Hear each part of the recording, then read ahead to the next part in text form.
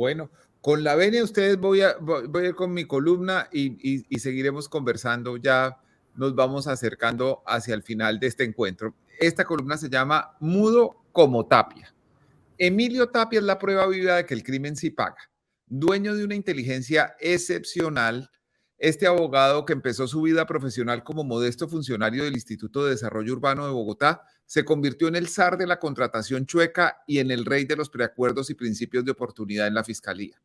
Tapia se hizo tristemente célebre por el carrusel de la contratación de Bogotá, una operación corrupta que le costó a los ciudadanos más de 2 billones de pesos y que se ejecutó en la alcaldía de Samuel Moreno Rojas. Gracias a un principio de oportunidad que Emilio Tapia pactó con la fiscalía y que sirvió para poner en la cárcel a varios responsables, incluyendo al alcalde Moreno y a su hermano, obtuvo una rebaja sustancial de su condena. Inicialmente debería pasar 17 años en prisión, pero la pena disminuyó a 7 años y 5 meses que se fueron volando entre detenciones domiciliarias y libertades condicionales. Conservó la mayor parte de sus propiedades, entre las que, según informa el diario El Tiempo en su momento, había aviones, yates, fincas y caballos de paso fino. Los duelos con pan son menos, asegura un viejo refrán. Después de la severa condena y el generoso principio de oportunidad, lo siguiente que se supo de Emilio Tapia es que apareció feliz en el carnaval de Barranquilla, mientras otros implicados cumplían con su condena tras las rejas, él bailaba alegremente. Poco aprendió Emilio Tapia de su sentencia. Mientras que la ley establece que una simple caducidad por incumplimiento es la muerte comercial de un contratista, Tapia, condenado por evidente corrupción, siguió contratando con el Estado. Gracias a una investigación de la periodista Paola Herrera de W Radio, el país vino a saber de la existencia de un raro negocio por más de 1 billón de pesos que otorgaba el Ministerio de las TIC. La acuciosa reportera encontró que empresas que fabricaban muebles o vendían elementos de ferretería se habían ganado la licitación para desarrollar el plan más ambicioso de la historia de interconexión por Internet para las escuelas rurales de Colombia. La beneficiaria del contrato del billón era una unión temporal que tenía detrás a Emilio Tapia. La identidad del socio controlante se conoció cuando descubrieron que las garantías de ejecución del contrato y manejo del anticipo eran falsas. La empresa de Tapia presentó avales bancarios del banco Itaú Corpobanca falsificados.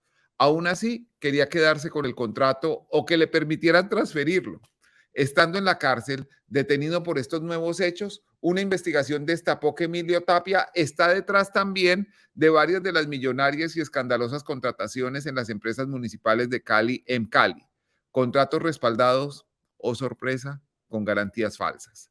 Lo increíble es que a pesar de esto, la Fiscalía de Francisco Barbosa y su director anticorrupción, Eduard Alirio Calderón, en lugar de revisar los anteriores descuentos de pena, como correspondía por su reincidencia criminal, tenían concertado un preacuerdo con Emilio Tapia para otorgarle nuevos beneficios jurídicos: rebaja de pena, 55 meses de cárcel, entrega de una suma simbólica y no de delación o colaboración alguna. Cuando hice público el insólito acuerdo en el reporte Coronel en la W Radio, la reacción de la Fiscalía consistió en lanzarse a desmentir la información y a intentar desprestigiarme. Fue entonces cuando publiqué una grabación en la que el propio Tapia relata cómo ocurrió todo. La operación, para tratar de borrar la huella del desaguisado, prosiguió por el lado de Tapia, quien trató de culpar a la fiscal Angélica Monsalve de que se conociera el exabrupto, olvidando que sobre el asunto ha hablado él varias veces con diferentes interlocutores, sin sospechar que ha sido grabado en 3 ocasiones, haciendo alarde de su buena negociación. Emilio Tapia, que siempre ha sido gavilán, jamás se imaginó que algún día le iba a tocar ser paloma. Acostumbrado a administrar sabiamente sus palabras y sobre todo sus silencios, siempre ha sabido a quién entregar a la justicia y a quién guardarle fielmente la espalda. Siempre ha calculado qué tanto dice y qué tanto calla. La semana del 20 de diciembre publicaré algunas de las cosas que ha mantenido largamente en silencio sobre el escándalo de Centros Poblados. No puedo asegurar si lo que dice es cierto, pero sí puedo decir que es un absurdo jurídico que la Fiscalía, que hace meses conoce esto porque Tapia lo ha dicho en conversaciones con sus agentes, no le haya exigido que incluya semejantes afirmaciones en el preacuerdo que le quieren regalar. Esa es la columna que les quería contar hoy. No, pero un anticipo de esa semana. No se puede, don Daniel. No, es una vaina, hombre. Eso sí, Alguito. Hay un compromiso de reserva de la fuente. una pista.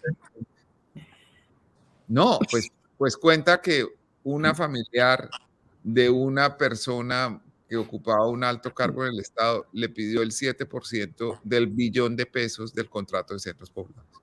Sí, Ah, perfecto. Perfecto. barbaridad. Verosímil. No, Bueno, sin no, duda ese es un impresionante ese tema también personaje, ¿no? tremendo Tapio. del Chocó, ¿no? Que pues, tragedia. no lo mencioné dentro de todo lo que hay que hacer, pero claramente hay que revisar la institucionalidad. Tenemos una institucionalidad muy frágil y muy corrupta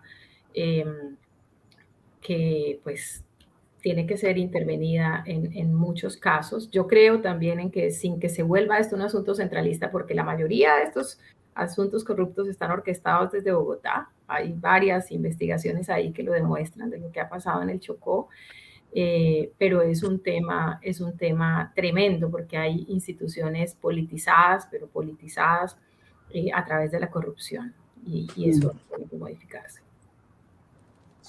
Es terrible porque no es solamente que se roben un dinero público, sino que esa plata se queda haciendo falta para siempre en las regiones y para las personas que más lo necesitan. El caso de centros poblados es el de millones de niños en escuelas de Colombia. La tragedia que vivimos de este bus sepultado por una luz también tiene que ver con corrupción. En últimas, estamos cegando vidas, acabando futuros para permitir que algunos se enriquezcan a través de estas operaciones.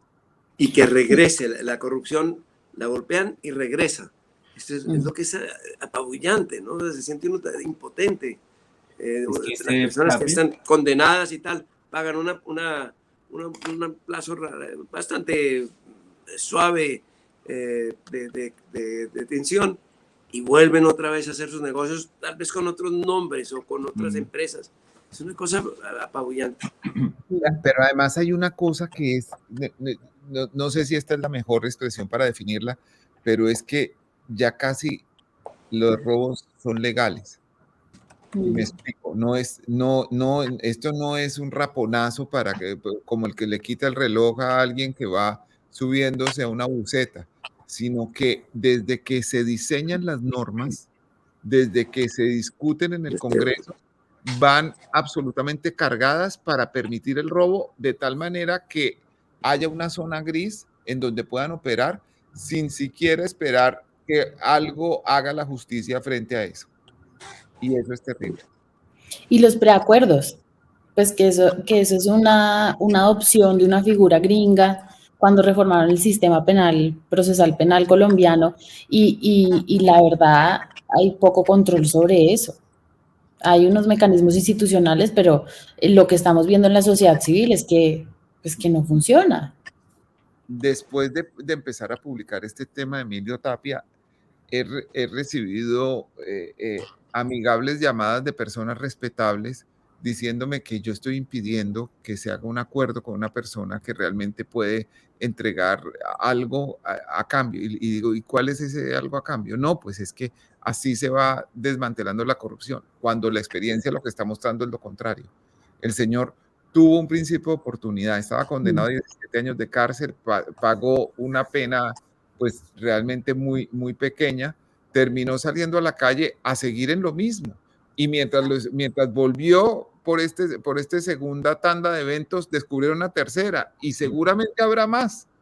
Seguramente estas son las que se han podido conocer por investigación periodística, no por investigación de la Fiscalía ni de la Procuraduría, es por investigación periodística. Seguramente habrá más que todavía no sabemos y en donde una y otra vez tropezamos con la misma piedra. Sí.